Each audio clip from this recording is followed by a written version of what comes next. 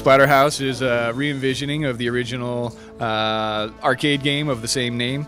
It was published in Japan back in the late 80s and then ported to American TurboGrafx 16, also in the late 80s. Well, there's no shortage of gore, there's no shortage of blood. More blood equals more power for the character, and the combat cycle is built around that. So, you know, you punch guys, blood comes out. The mask, who is the source of your power, gathers the blood and kind of repurposes that into more power for the player character.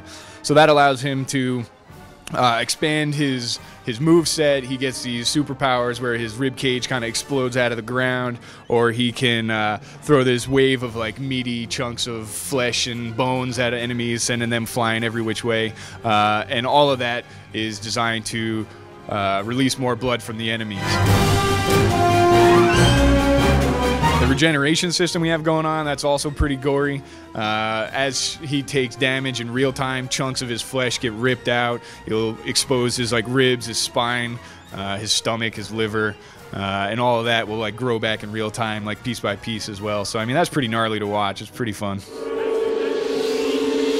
Rick is a big beefy dude, you know, so the monsters that we created for him, you know, have to be formidable. They're basically monsters and demons from this other dimension. Dr. West, who's the nemesis of the game, has this unholy pact with these creatures from the abyss, and they're spilling into our world. That has a corrupting effect on the characters that reside in our world. So besides these monsters that you fight, you also have these insanely powerful zombies which have been corrupted by this energy. You start out in the mansion. I mean, that's kind of the central focus of the Splatterhouse. And you travel through many sections of that. There are a lot of different wings. It's a giant place. There's also these catacombs, which are built deep below the mansion that you kind of have to fight your way up through. There's also the estate grounds, which is the outside area, which has a chapel and like an old cemetery back there.